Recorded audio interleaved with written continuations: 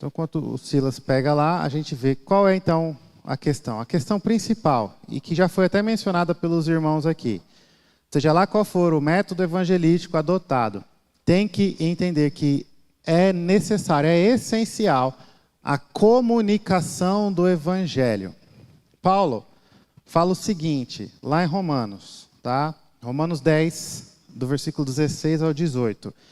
Se com a tua boca confessares Jesus como Senhor e em teu coração creres que Deus o ressuscitou dentre os mortos, serás salvo. Porque com o coração se crê para a justiça e com a boca se confessa a respeito da salvação. Porquanto a Escritura diz, todo aquele que nele crê não será confundido. Pois não há distinção entre judeu e grego, uma vez que o mesmo é o Senhor de todos, rico para com todos que o invocam. Então todo aquele que nele crê não será confundido. Veja, confessar com a boca, crer com o coração, aquele que crê não será confundido, invocar o nome do Senhor será salvo. Crer e invocar são atitudes que exigem o quê? O raciocínio, o intelecto. Tá? É um erro muito comum achar que a fé é apenas algo religioso, espiritual, místico. A fé, ela é baseada em fatos, em verdades. Aquela história de que a fé é um pulo no escuro, dê o pulo da fé, crendo em Jesus, não é bíblico. A fé, ela é baseada naquilo que é entendido, nos fatos verídicos, comprovados, verdadeiros do Evangelho. Então a razão é um dos elementos da fé. A nossa fé, ela tem um elemento racional, tem um elemento emocional e tem um elemento da nossa vontade. Então ela inclui o que a gente entende, o que a gente apropria e confia e sente. Sentir não é a melhor forma, mas o nosso coração, o nosso ser. E a nossa vontade. Então, eu entendi quem Cristo é e o que Ele fez e que eu preciso de perdão dos pecados. Eu aceito isso como verdade em minha vida e isso me leva a uma vida de arrependimento e obediência e serviço. Isso é fé. Então, a fé tem razão, tem o coração, tem as nossas atitudes, a nossa vontade. Por que eu falo isso? Porque entendendo isso nos mostra. O Paulo já está tocando aqui no ponto, tá? Que evangelizar significa convencer, entre aspas, né, as pessoas das verdades do Evangelho. Se não há um entendimento, se não há o exercício racional, esforço mental, intelectual, o evangelismo já falhou um pouquinho. Então existem muitos métodos e atitudes que apelam exclusivamente para o emocional. Você põe a iluminação correta, com a música correta, e as palavras apelativas no tom de voz correto, você consegue convencer pessoas a fazer muitas coisas, inclusive aceitar Jesus. E é uma experiência bonita, maravilhosa. Pessoas choram, pessoas gritam, celebram, mas infelizmente não houve nada do intelecto. A pessoa não entendeu as verdades do Evangelho. E se não entendeu as verdades do Evangelho, provavelmente ela apenas respondeu emocionalmente. Mais uma vez, nós estamos falando em princípio. Eu não sou da posição de que todo mundo que se converte, das inúmeras formas, se não for exatamente como eu falei aqui, é uma conversão inválida. Não. Deus usa todo tipo de instrumento para salvar pessoas. E existem muitos movimentos emotivos que apelam para a emoção que alcançaram pessoas, porque Deus é gracioso e usou e alcançou pessoas daquele jeito.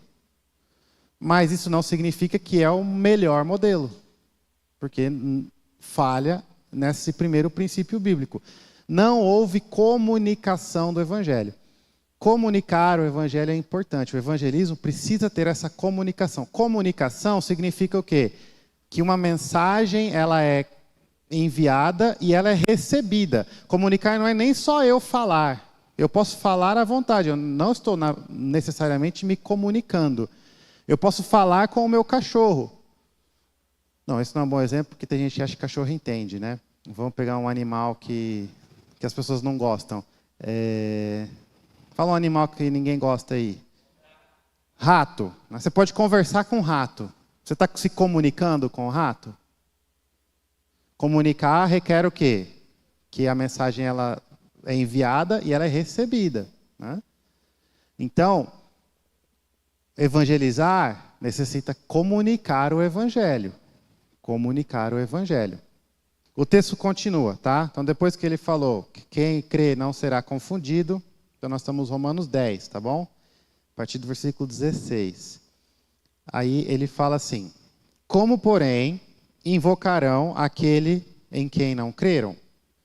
Então ele está falando que para haver salvação, precisa invocar o nome do Senhor. Para invocar, precisa ter fé, entender, crer. Então precisa ter o raciocínio, o intelecto, a razão, em compreender as verdades. E aí ele pergunta: como vão invocar se não crer? E como crerão naquele de quem nada ouviram? Então, como vão invocar se não creem? Como vão crer se não ouvem? E como ouvirão se não há quem pregue?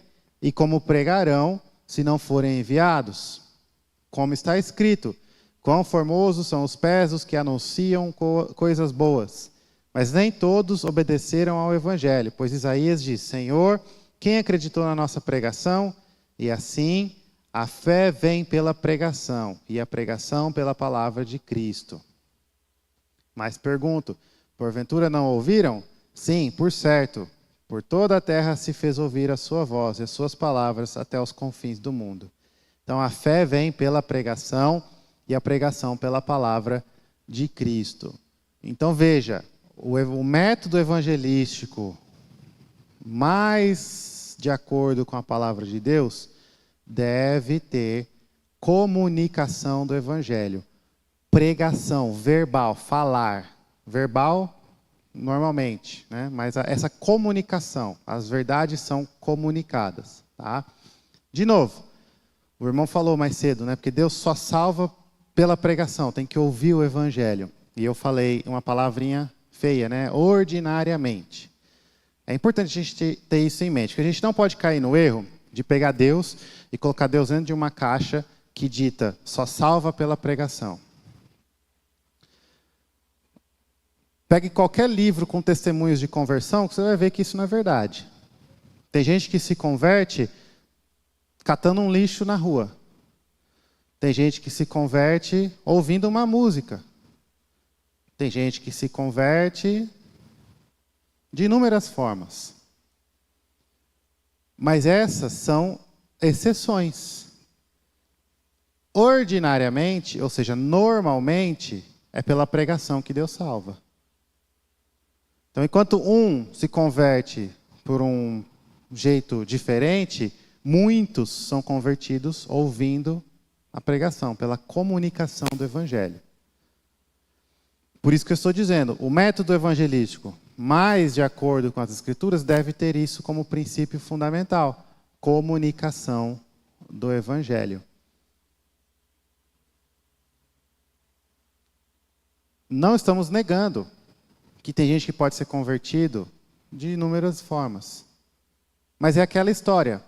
Se eu tenho o próprio Deus falando, eu vou salvar, normalmente, desse jeito. Por que a gente fica batendo o pé no chão e insistindo: não, Deus, salva de outro jeito? Salva do jeito que eu estou fazendo aqui, é mais legal. É mais bonito, é mais fácil. E Deus está falando: eu vou salvar é pela pregação. Não, Deus, salva por música. Salva por foto bonita na internet. Salva por boas obras. Salva pelo meu testemunho. Eu vou viver uma vida tão de acordo com o Evangelho de Cristo que os meus vizinhos não vão conseguir se segurar e vão se converter. Eu vou amar tanto que vou converter. Infelizmente, muito esforço, dinheiro e tempo é gasto insistindo para Deus salvar dessas outras formas. Só que Deus já falou. Normalmente, eu vou salvar pela pregação. Então, nós não estamos negando que existe conversão genuína de outros modos.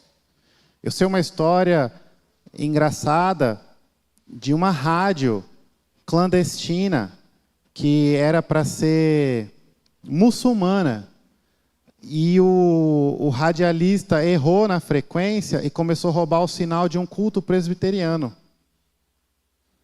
E no decorrer dos meses, tinha uma igreja naquela região, uma igreja presbiteriana. Deus usou o erro, a intenção de um radialista muçulmano clandestino. Foi um acidente. Quer dizer, então, que eu devo sair por aí pirateando sinal de transmissão muçulmana? Os irmãos entendem o raciocínio? Não. Mas Deus faz, e glória a Deus por isso. Então, se você tem uma experiência de conversão diferente, eu não estou diminuindo.